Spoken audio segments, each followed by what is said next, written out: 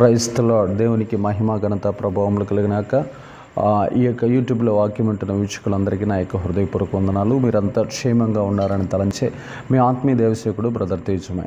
ఈరోజు మనం తెలుసుకోబోతున్న అంశం పేరు ఏంటంటే, దేవుని ఎదుట ముఖము మార్చుకున్న ముగ్గురు వ్యక్తులు ఎవరో మనం తెలుసుకుందాం.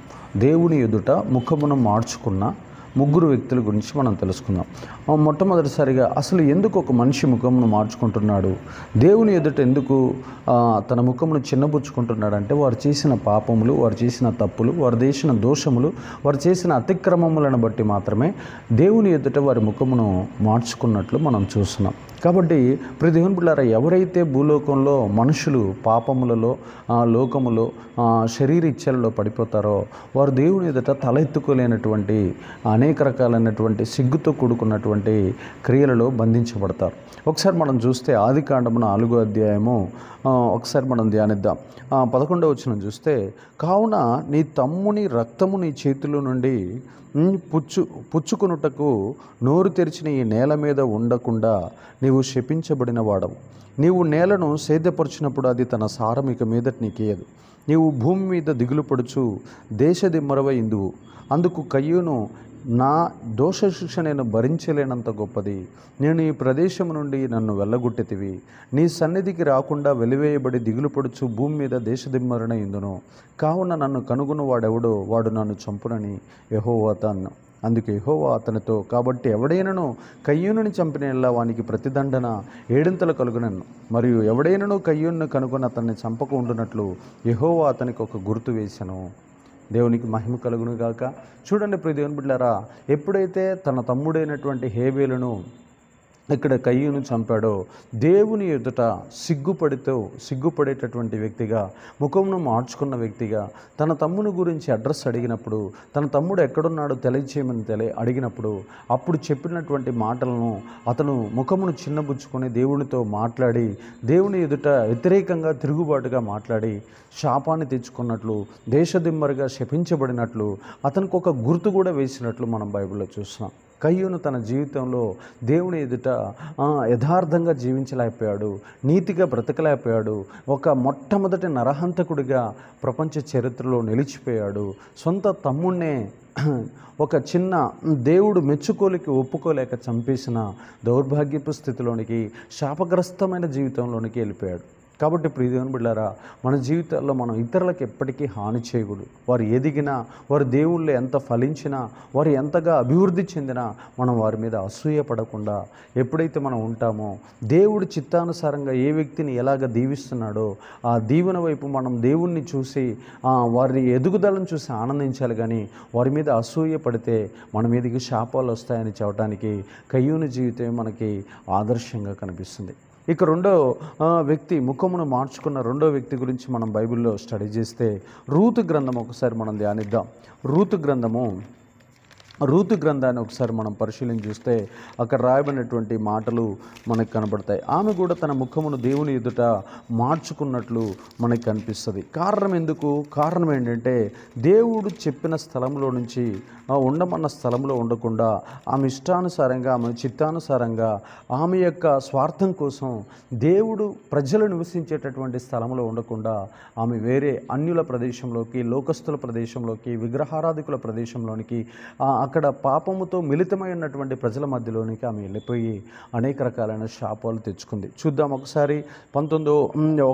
రూతు గ్రంథం 1వ అధ్యాయం 19 నుంచి 22 వచనాలు. వారు బెత్లెహేముకు వచ్చినప్పుడు ఆ ఊరి వారందరూ వారి యొద్దకు గుంపుగుడి వచ్చి, ఈమె నయోమి గదా అని అనుకొనుచుండగా, ఆమె సర్వశక్తుడు నాకు చాలా దుఃఖము కలగజేసిన గనుక నన్ను నయోమి అనక మారా అనుడి.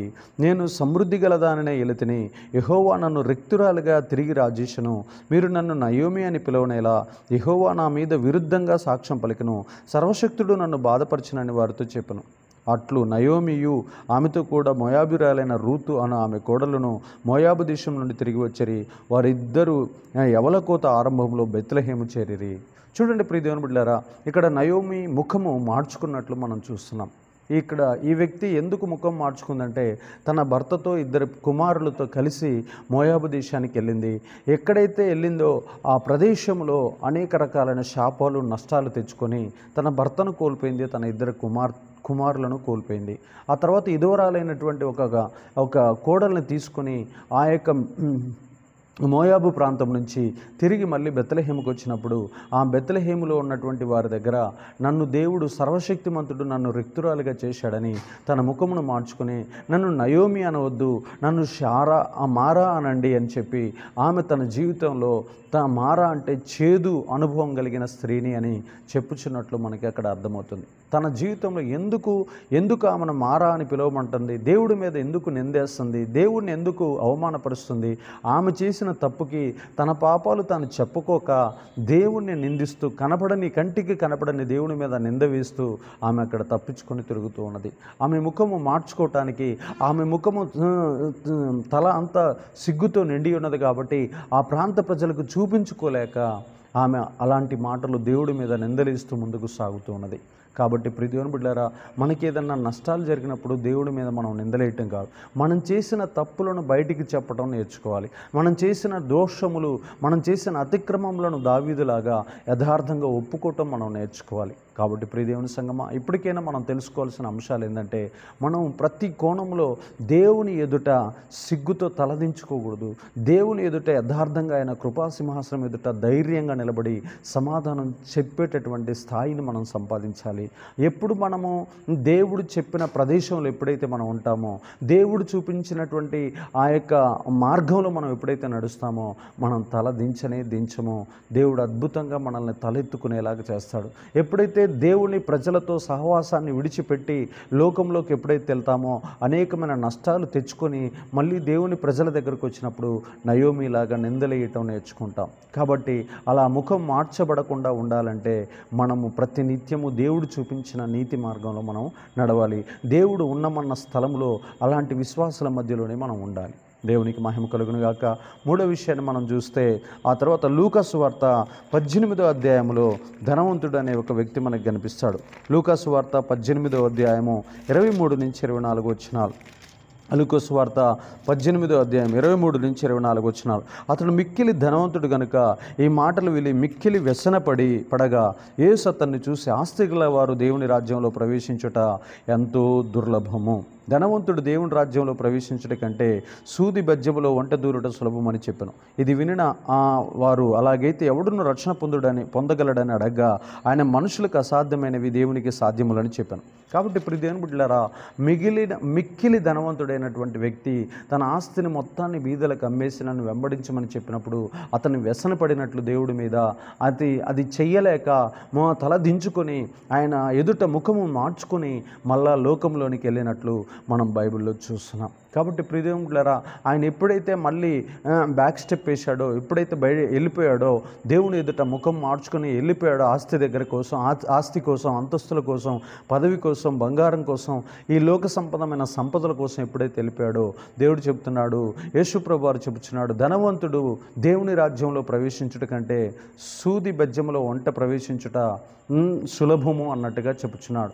కాబట్టి ధనవంతులు అంటే లోకాన్ని ప్రేమించేవారు, ఆస్తిని ప్రేమించేవారు, బంగారాన్ని ప్రేమించేవారు, ఈ లోకంలో ఉన్నటువంటి బంధువులను ప్రేమించేవారు, పార్టీలను ప్రేమించేవారు, పదవులను ప్రేమించేవారు, వారు పరలోక రాజ్యంలో ప్రవేశించలేరు, దేవుని రాజ్యంలోకి ప్రవేశించలేరని చెప్పి యేసుప్రభువు వారు సూటిగా మాట్లాడుతున్నప్పుడు ఆ ధనవంతుడు తన ముఖమును మార్చుకొని వెళ్ళిపోయినట్లు మనం బైబిల్లో చూస్తున్నాం. కాబట్టి అలాంటి ఈ లోకంలో ఉన్న ధనాన్ని మనం ప్రేమించక, ధనం మన చుట్టూ తిరగాలి కానీ మనం ధనం చుట్టూ తిరగకూడదు.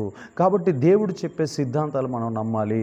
కాబట్టి ధనం ఎంతున్నా కానీ అది దేవుని యొక్క రాజ్య వ్యాప్తి కోసం మనం వాడుకోవాలి కానీ ధనాన్ని ప్రేమించకూడదు, ధనాని కోసం ప్రాకులాడకూడదు, ధనం కోసం దేవుడిని వదిలేయకూడదు, ధనము కోసం దేవుని రాజ్యంలో నిత్యత్వంలో ఉండే సౌభాగ్యాన్ని పోగొట్టుకోకూడదు అని ఈ యొక్క యవనస్తుడి ద్వారా, ధనవంతుడైన యవనస్తుని యొక్క జీవితం ద్వారా మనం ఒక జీవిత సత్యాన్ని తెలుసుకోవచ్చు, జీవిత పాఠాన్ని నేర్చుకోవచ్చు. కాబట్టి ఇక నుంచైనా మన జీవితంలో మన ముఖం మార్చుకోకుండా, దేవుని ఎదుట సిగ్గుపడకుండా, తలదించుకోకుండా ఉండాలంటే ఈ ముగ్గురు చేసినటువంటి తప్పులు మనం చేయకుండా ఆత్మీయంగా మనం గనుక ఎంతోమంది మన పితరులు మనకు నేర్పించినటువంటి ఆధ్యాత్మిక మార్గంలో మనం నడిస్తే దేవుని ఎదుట తలెత్తుకునేటటువంటి వారిగా, యథార్థవంతులుగా, నీతిమంతులుగా అనేకమైన బహుమానాలు పొందుకుని వర్ధిల్లెదము గాక. దేవుడి మాటలను దీవించి స్థిరపరచును గాక. ఆమేన్.